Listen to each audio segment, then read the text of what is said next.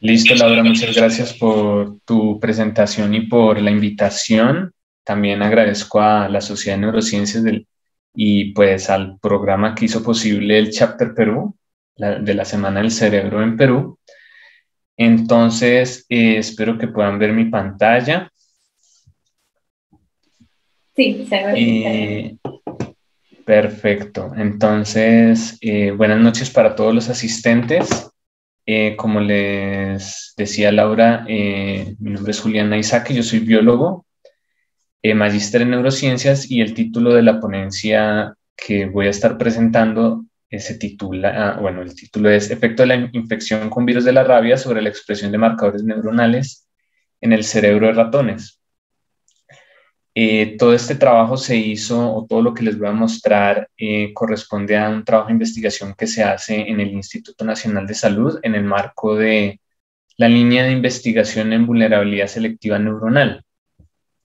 Todo con la coordinación del doctor Orlando Torres Fernández, al cual saludo en la noche de hoy, que también se encuentra conectado. Entonces, para empezar, hay que hablar de la rabia. La rabia es una enfermedad zoonótica, es decir, que se transmite desde animales hasta el ser humano, causada por un agente viral neurotrópico. Esta es la sigla del virus de la rabia conocido en la comunidad académica. Esta es una enfermedad que se transmite en su mayoría por la mordedura de perros previamente infectados. La imagen que tenemos de un perro infectado es esta, como se muestra en esta foto. Un perro que uno de los signos visibles es la presencia de espuma en la boca y un comportamiento anormal dado dada la infección de este animal.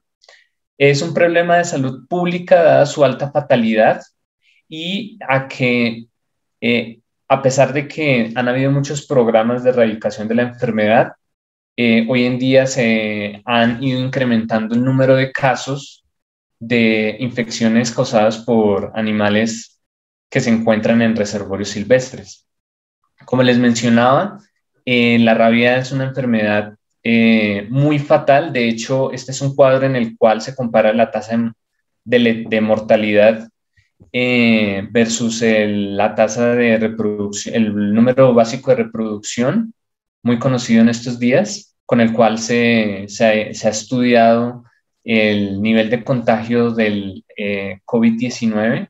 Y al hacer la comparación entre rabia y el COVID-19, que es lo que hoy en día, la pandemia que hoy en día nos aqueja, vemos que la rabia tiene una letalidad muy alta. De hecho, sin ningún tipo de tratamiento, esta fatalidad puede llegar a un 100% aproximadamente. Al contrario de lo que uno ve con el COVID-19, que la tasa de fatalidad es muy baja, pero un contagio más alto que el de rabia. Debo mencionar que la rabia tiene este valor de contagio o número básico de reproducción, teniendo en cuenta que un animal infectado, un perro, puede infectar a 10 individuos más. Al observar el mapa de riesgo, con base en datos de la OMS, podemos ver que esta es una enfermedad que se concentra o el más alto riesgo de adquirirla se encuentra en África y en Asia.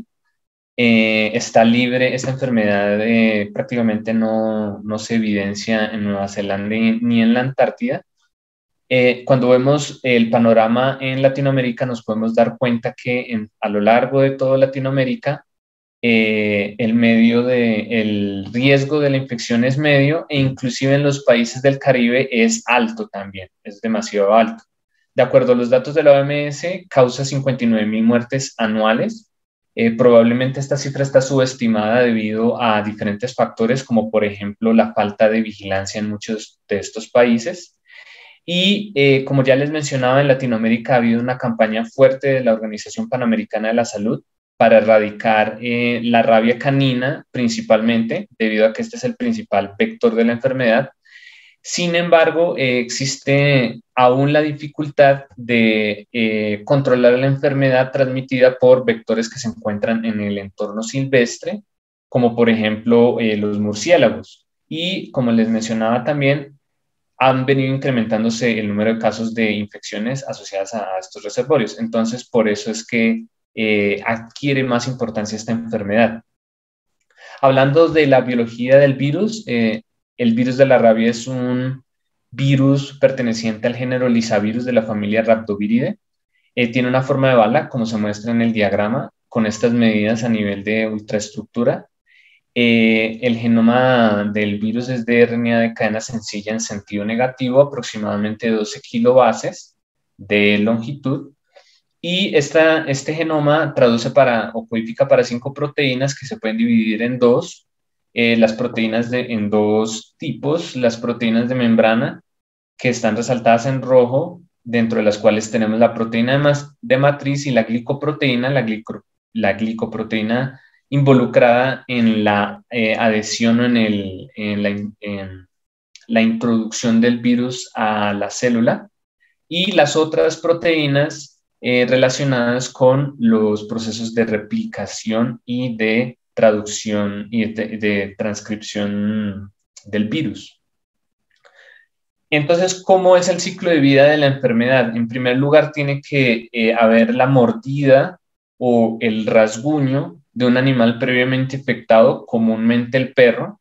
Si este rasguño o este contacto llega hasta el músculo, hay más probabilidades de que se dé un contagio efectivo. Una vez ocurre esta mordedura o este primer evento, y el virus llega al músculo, se ha demostrado que hay replicación del virus en el músculo, gracias a que el virus puede entrar a las células musculares y replicarse. Posteriormente a esta reproducción, el virus puede pasar a la placa neuromuscular y de ahí entrar a la terminal nerviosa, en donde sí se da el ingreso del virus a la neurona, y este ingreso se ha demostrado que se puede dar gracias a estos receptores, el receptor de NCAM, el receptor de glutamato, metabotrópico de glutamato 2, y el receptor P75NTR. Una vez está en la neurona, se ha demostrado que ocurre un transporte axonal retrógrado. En este punto ya ingresa al sistema nervioso central, llega hasta el encéfalo y en este momento infecta muchas de las estructuras del encéfalo, dentro de las cuales el cerebro es una de las que muestra un mayor contenido de antígenos virales. Dentro de las manifestaciones clínicas de la enfermedad, podemos decir que la rabia se puede manifestar de dos maneras. Una es la denominada rabia encefalítica o rabia furiosa, que corresponde al 80% de los casos. Se caracteriza por los siguientes síntomas: hidrofobia, aerofobia, reflejos exagerados, estados de hiperexcitación, comportamiento agresivo. Y por el otro lado tenemos la rabia paralítica, que corresponde a un 20% de los casos, que, como su nombre lo indica, involucra más un componente motor del daño en el sistema nervioso.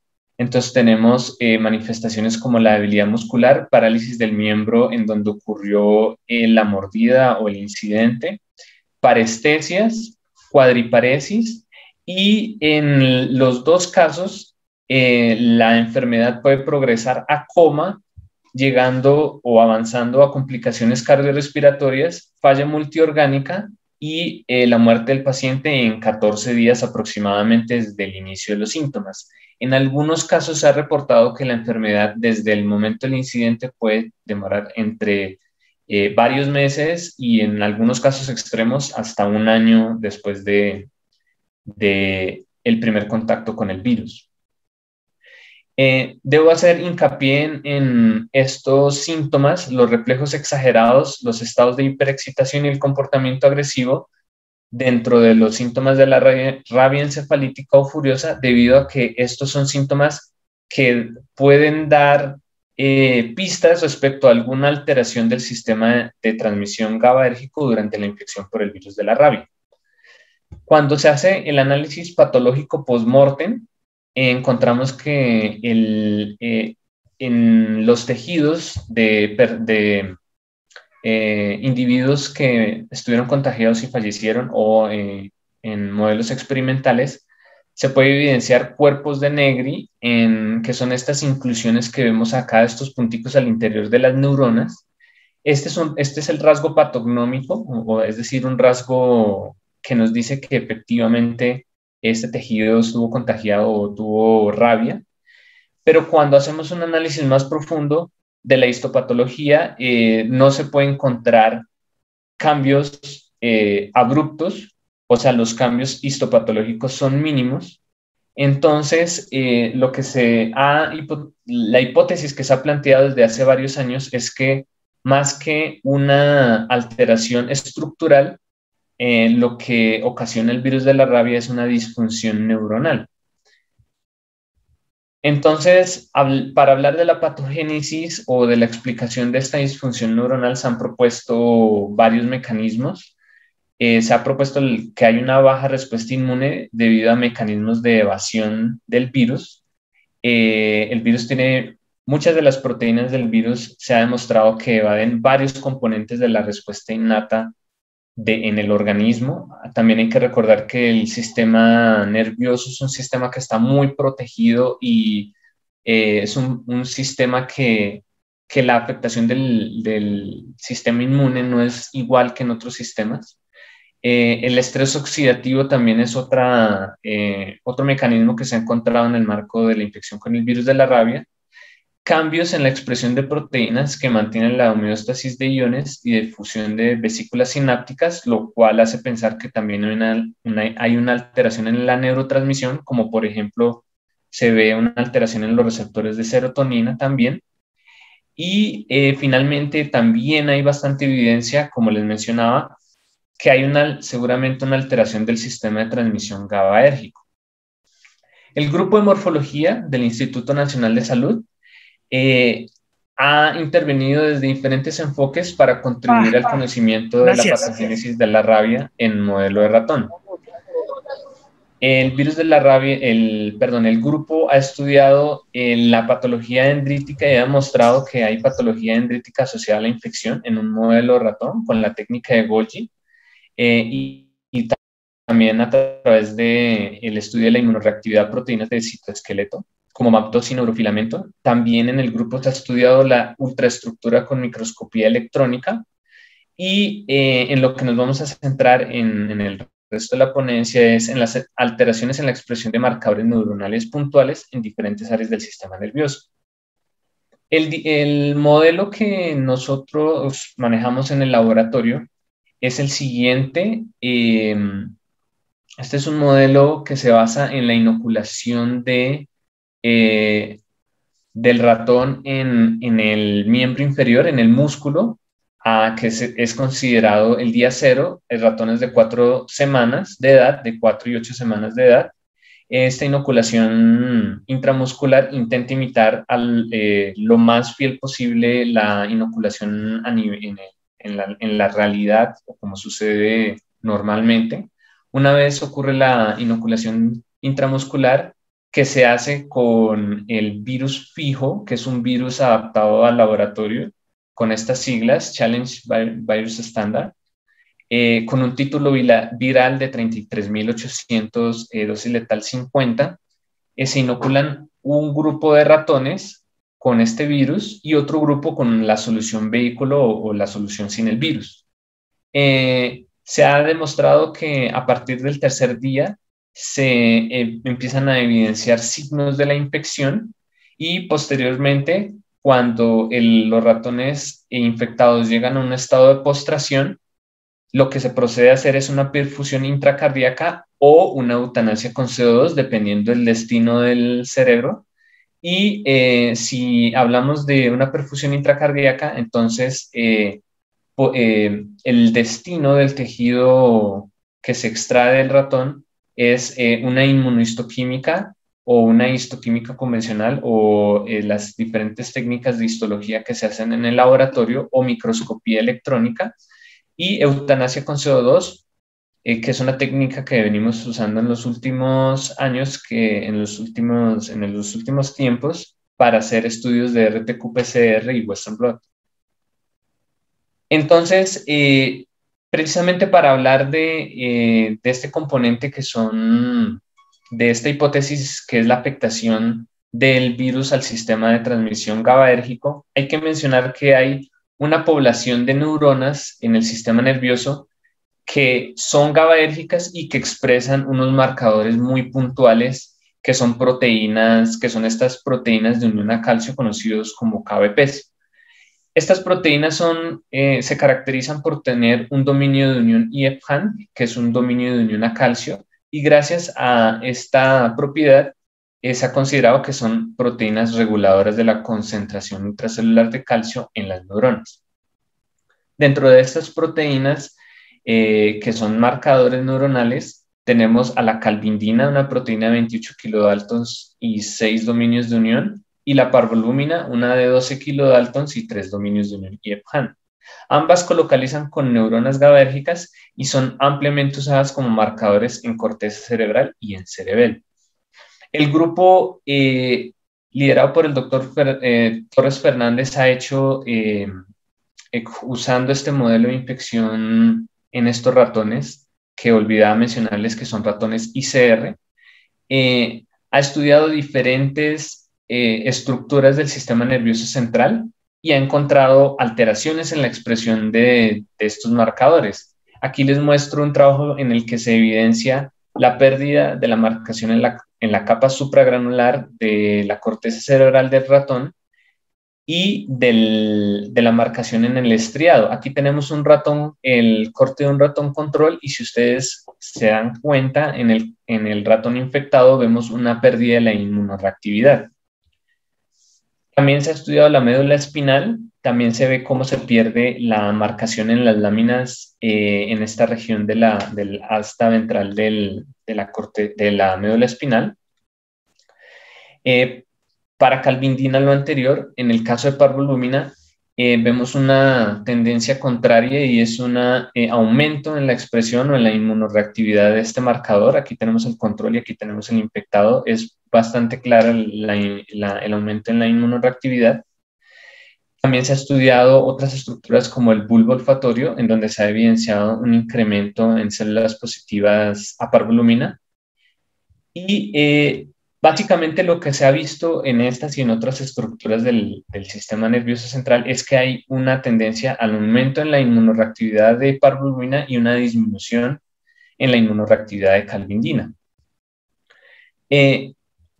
Ahora bien, el cerebelo, que es la estructura que vamos a tratar esta noche, es una de las estructuras que también se ha estudiado por el grupo. Es una estructura bastante conservada entre los vertebrados, muy característica la formación de estas circunvoluciones en el cerebelo de tanto ratones como seres humanos y otros vertebrados. Se caracteriza por tener una corteza cerebral en donde la materia gris está hacia la parte externa y en el centro tenemos unos núcleos profundos en donde se sabe que la materia gris, a diferencia de lo que les decía, está en la parte interna. Esta es una estructura bastante importante dentro del marco de la infección porque, en primer lugar, se sabe que la infección afecta el control motor y esta estructura está involucrada en el control motor, específicamente en el aprendizaje motor y la coordinación motora, y es una de las estructuras con mayor contenido de antígenos virales. Es más, cuando se hace una evaluación histopatológica, es una de las estructuras elegidas para confirmar si el individuo tuvo contagio con rabia o no. Entonces, esta estructura se compone de una capa, digamos el cerebelo en su corteza cerebral, se compone de una capa molecular, en una capa de células de Purkinje, una capa granular y una sustancia blanca. Las células de Purkinje son las células más representativas del cerebelo, pero también las acompañan otras células denominadas células en cesta, ubicadas en la capa molecular, células estrelladas, y las células granulares, que son las que se conectan con las células de Purkinje a través de las fibras paralelas. También las células de Purkinje reciben entradas de las fibras trepadoras y las células de Purkinje son la principal proyección que tiene la corteza cerebral hacia las demás estructuras del sistema nervioso, primero haciendo una conexión con los núcleos profundos. También hay que mencionar las fibras musgosas, que es otra aferencia que llega a la corteza cerebral. Dentro de las diferentes poblaciones de células que vemos en la corteza cerebelar, todo esto, podemos decir que las células granulares, aquí en verde, expresan principalmente el neurotransmisor glutamato, mientras que las otras células que les mencioné expresan como neurotransmisor principal el GABA. Esto genera un circuito de inhibición para las células de Purkinje, las cuales son la principal eferencia de la corteza. En cuanto a la expresión de marcadores en estas células, de los marcadores que ya les mencionaba previamente, tenemos que las células de Purkinje expresan en su mayoría la calvindina. De hecho, son las células con más alta concentración de calvindina en el sistema nervioso central. Cuando se hace una inmunohistoquímica con parvolumina, algunas de estas células de Purkinje expresan parvolumina, pero la parvolumina más que todo se ve su marcación en las células estrelladas y en las células en cesta. Entonces, con esto les quiero decir que estos son marcadores neuronales que se expresan bastante bien en estas poblaciones de la corteza cerebelar, lo cual nos permitió estudiar el efecto de la infección en estos marcadores en estas células. También debo decir que son proteínas involucradas en procesos fisiológicos asociados al calcio, debido a que, como ya les mencionaba, son proteínas ligadoras de calcio. Otro marcador que usamos en el laboratorio es el marcador para aldolasa, también conocida como Sebrin2. Esta es una enzima glicolítica presente bajo una isoforma específica en el cerebelo, que es la isoforma C o aldolasa C. ¿Por qué es importante esta proteína como marcador? Debido a que cuando se hace una inmunohistoquímica, se ve este patrón de expresión de este marcador en el cerebelo como especies de bandas parasagitales, como una especie de marcación en cebra, de ahí el nombre. Y entonces este tipo de marcador nos permite estudiar la regionalización del cerebelo.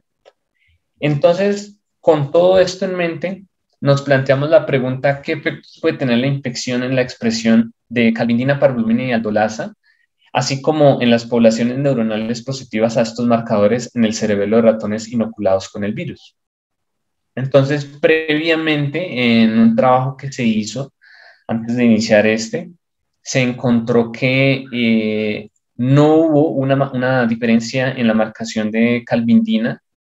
Entonces esto también nos llevó a preguntarnos o a evaluar o a indagar más a fondo acerca de la expresión de este marcador, debido a que, como veíamos antes, había una tendencia a la disminución de este marcador en otras estructuras.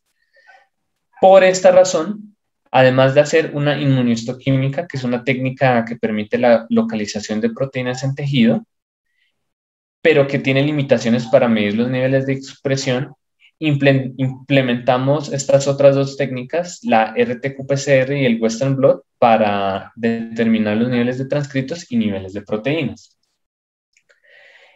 Son técnicas más sensibles para determinar los niveles de expresión de estos marcadores. En cuanto a la inmunohistoquímica, se midió esta expresión en tejido, se hicieron cortes sagitales de vibrátomo de 50 micras. Se dividieron estos cortes para la evaluación de 3 antígenos: los antígenos virales, calvindina, parvolumina y aldolasa. Perdón, fueron 4 marcadores, 4 antígenos. Y se hizo densitometría óptica en los somas de las células marcadas. En el caso de calvindina y parvolumina, en las folias 3 y 4, núcleos profundos para parvolumina y somas para aldolasa. En cuanto al Western Blot, que es la medición de la expresión de proteínas a nivel posttraduccional. Entonces, el tejido se incluyó en buffer RIPA con inhibidor de proteasas, se midió la concentración en proteínas con el método ácido bisinconímico, se hizo un GLCDC page y posteriormente se hizo una transferencia a una membrana de PDF. Para la cuantificación se usó la densitometría óptica usando como gen de referencia la beta-actina. Se hizo una transferencia como ya les decía, una membrana de PBDF, se midió con tinción de rojo ponzó el éxito de la transferencia y se midió por quimioluminiscencia la expresión de las bandas o la expresión de estos marcadores dependiendo de qué bandas nos daban. Y finalmente el análisis cuantitativo se hizo con el programa ImageLab. En cuanto a la RT-qPCR, el tejido después de la eutanasia se hizo inmersión en el RNA later para preservar el RNA mensajero. Se extrajo con el kit RNA-seq lipid tissue, se hizo cuantificación de RNA por nanodrop, posteriormente hicimos síntesis de ADN complementario con el kit GoScript de Promega y se usaron primers específicos con el kit CyberGreen para medir la expresión de calvindina y parvolúmina. Se usó como genes de referencia beta-actina y GAPDH, que aquí muestro de dónde se obtuvieron las secuencias de los primers. Y todo esto se analizó en un software denominado SPX Manager Software de Bio-Rad. En un equipo Bio-Rad en un termociclador Bio-Rad fue en donde se hizo la PCR. Dependiendo de los resultados que obteníamos, se hizo una prueba de normalidad y se evaluó, dependiendo de esta prueba de normalidad, si los resultados se evaluaban a través de una test student de 2 colas, que es una prueba paramétrica, o un test de Wilcoxon-McWhinney si resultaba no paramétrico. Y de esta manera comparamos las medias. En cuanto a los resultados, esto para inmunohistoquímica y Western blot, y para los resultados de RT-qPCR se hizo a través del método del IVAC o método comparativo del CT, introduciendo en el software las eficiencias de los genes. Bueno, entonces, como lo veníamos observando en otros estudios, los ratones que se inocularon presentaron este signo, que es el recogimiento de patas posteriores. También se observó que tenían pelo erizado y en las fases terminales de la enfermedad, parálisis y postración. Cuando se evaluó el peso de los ratones, se observó una tendencia marcada a la disminución del peso a partir del día posinfección número 3, como lo vemos en esta gráfica. Se hizo la evaluación de la presencia del antígeno del virus con un anticuerpo que se diseñó en el laboratorio previamente. Podemos ver que la marcación principal que se da en el cerebelo se da en la corteza cerebelar. Esta es una imagen de la folia 3, en donde se puede ver la capa molecular, la capa de células de Purkinje y la capa granular. Aquí vemos en más detalle cómo marcan estas 3 capas. Podemos ver que la célula que más marca es la célula de Purkinje. También observamos que no hubo marcación de células en la capa molecular. Tan solo se puede ver algunos cuerpos de Negri que de pronto se pueden ver en estos puntos y la marcación de la capa de células de Purkinje.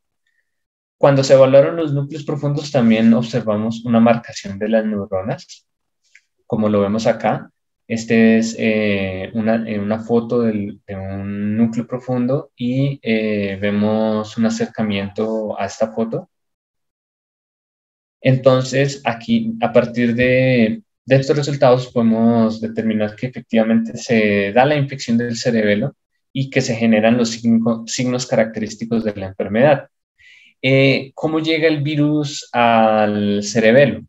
Se ha demostrado que el virus se transporta por transporte axonal retrógrado hasta los núcleos profundos gracias a las vías que se establecen entre el cerebro y la médula espinal, y de estos núcleos llegan a la corteza cerebelar, principalmente a las células de Purkinje, lo cual se ha visto en otros modelos de infección. En cuanto a la expresión del primer marcador, que es calvindina, observamos, como se demuestra en la literatura, que las principales células que marcan son las células de Purkinje. Aquí podemos ver cómo marcan estas células. Este es un acercamiento en donde podemos ver una célula de Purkinje con su árbol dendrítico en la capa molecular. Y cuando se hizo la inmunohistoquímica con el material proveniente de ratones infectados, vimos un patrón muy similar de marcación. Cuando se hizo la evaluación de la densitometría para determinar la inmunoreactividad calvindina, observamos que no hubo diferencias significativas con una prueba T-Student. Cuando se evaluó por Western blot esta expresión, encontramos que calvindina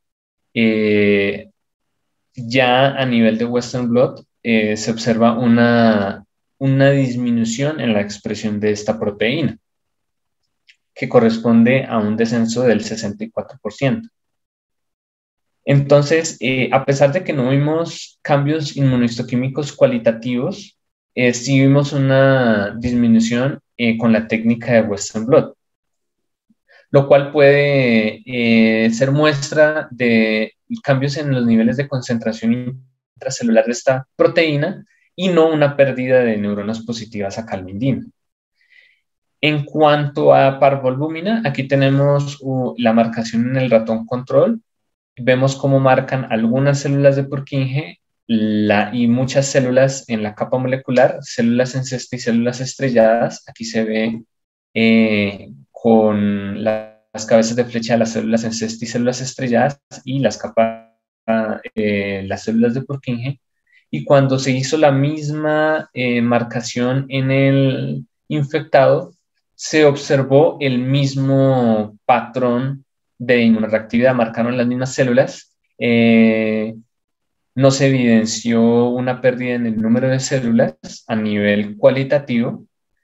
Cuando ya se hizo la densitometría para mirar la inmunoreactividad, tanto en células de Purkinje como en las interneuronas, en ambos no se observaron diferencias significativas. Y cuando también se observaron los núcleos profundos, se observó lo mismo, un patrón muy similar en la expresión o en la población neuronal presente en el núcleo profundo, tanto en el núcleo fastigial como en el núcleo interpósito, así como en el núcleo dentado, que son los 3 tipos de núcleos que se ven en el cerebelo. Cuando se hizo la inmunoreactividad, solo hubo una diferencia significativa en el núcleo interpósito. Una vez hicimos el Western blot, tuvimos bastantes inconvenientes para poder obtener las bandas. De hecho, obteníamos 3 bandas con el anticuerpo que usamos, a pesar de que obtuvimos una transferencia exitosa. Y cuando ya hicimos el análisis de Western blot, tuvimos un problema con la marcación de beta-quina. Entonces, pues a pesar de estos problemas, a pesar de que no vimos cambios inmunohistoquímicos cualitativos, observamos una leve tendencia a la disminución usando la técnica de Western blot. Sin embargo, estos resultados todavía están pendientes de ser repetidos para tener un resultado más certero. Aquí podemos ver los resultados de la PCR en tiempo real, en donde usando como gen de referencia GAPDH, evidenciamos una disminución en la expresión de calvindina y en la expresión de parvolbúmina. de calvindina del 72,6% y de parvulumina del 52,7%. Aquí se muestran las barras, ambas fueron significativas, y un hallazgo interesante que puede explicar o puede reinterpretar lo que vimos anteriormente fue de betactina, usando como agente de referencia GAPTH, obtuvimos una sobreexpresión de betactina del 125%. Inicialmente íbamos a usar betactina como control de referencia, pero nos dimos cuenta que una proteína que de PCR en tiempo real fue un gen que cambió a la alta. Entonces, esto fue un resultado que no esperábamos. Acá la expresión de estudia por reforzar esta hipótesis. Aparentemente, la disminución en la expresión de estos marcadores se debe a propiamente una disminución y no a una pérdida en el número de células. Se ha reportado que calmindina disminuye en respuesta al envejecimiento y a alteraciones en la homeostasis del calcio, un evento que puede estar sucediendo con la infección con el virus de la rabia. Y también al evidenciar una disminución en la expresión de parvulumina, se puede estar demostrando, gracias a este marcador, que al parecer hay una alteración en el circuito de GABA.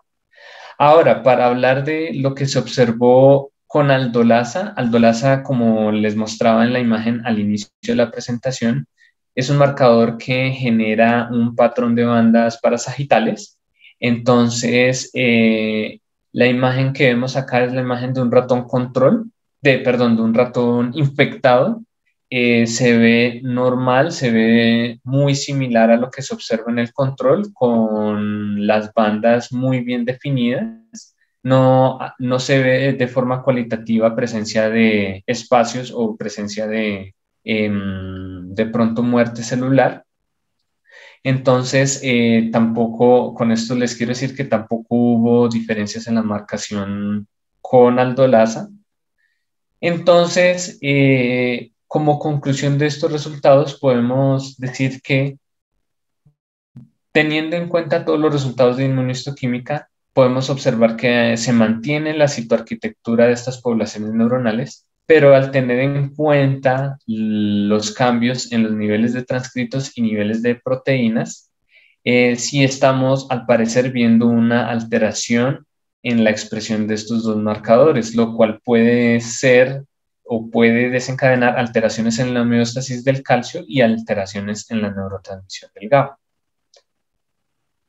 Entonces, ¿cómo se pueden argumentar estos cambios? En primer lugar, hay que mencionar que las alteraciones en la fisiología sináptica, que existen alteraciones en la fisiología sináptica asociados al calcio, y estas alteraciones pueden llevar a problemas en la liberación del GABA hacia los núcleos profundos, por el lado de los efectos que se pueden generar por las alteraciones en calvindina.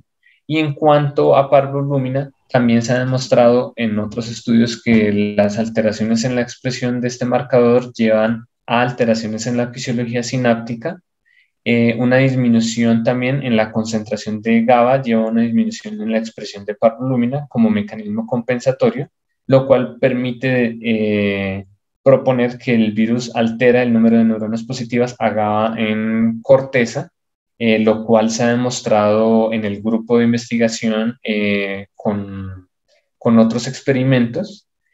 Por el lado del resultado de betactina, que es un resultado que no esperábamos, podemos suponer o proponer que el virus lleva a la desregulación de las proteínas asociadas a actina, que es lo que se ha visto en estudios de proteómica con el virus de la rabia, y otras proteínas del citoesqueleto, tales como F-actina, MAP2 y neurofilamento, también son afectados por la infección rábica, lo cual se puede asociar a la alta expresión de actina. Entonces, como conclusiones, tenemos que el modelo de inoculación con virus de la rabia de la cepa CBS por vía intramuscular permitió la infección del cerebelo y su población neuronal más representativa, la célula de Purkinje. La disminución en la expresión génica de estos dos marcadores y de los niveles de proteína de calvindina sugieren alteraciones tanto en la homeostasis del calcio intracelular como en la neurotransmisión GABAérgica. A pesar de que la inmunohistoquímica no resaltó la disminución en la expresión de calvindina, tenemos estas otras dos técnicas que nos permitieron evidenciar o observar esto de manera más sensible. Y el aumento en la expresión génica de beta-actina sugiere alteración del citoesqueleto producto de la infección con rabia en el cerebelo. Como agradecimientos debo dar gracias al Instituto Nacional de Salud, al Grupo de Morfología Celular, a donde pertenezco, a la dirección del doctor Orlando Torres Fernández, quien ha liderado todos estos estudios en el instituto, en el grupo, al Laboratorio de Virología, que fue quien brindó el virus, al Grupo de Neurofisiología Comportamental, donde pertenece la doctora Zulma Dueñas de la Universidad Nacional de Colombia, en donde se realizó el aprendizaje de la técnica de Western Blot, así como en el Instituto de Genética, y a Colciencias, que es el ente que financia este tipo de investigaciones en Colombia. Hoy en día se llama MinCiencias. Entonces, muchas gracias por su atención.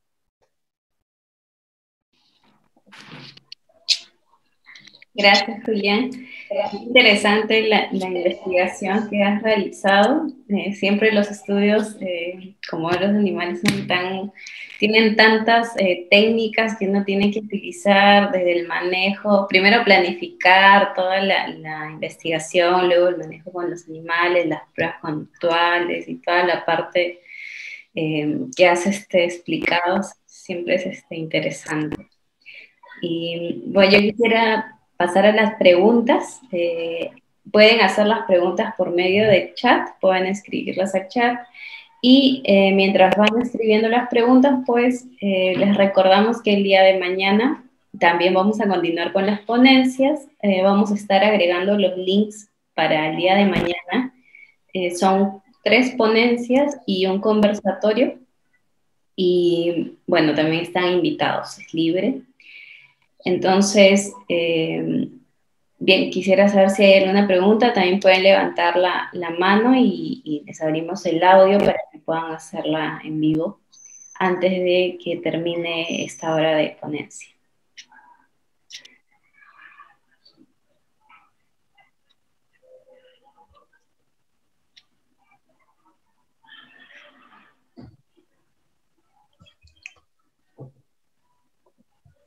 A ver, creo que todavía no hay alguien que quiere preguntar.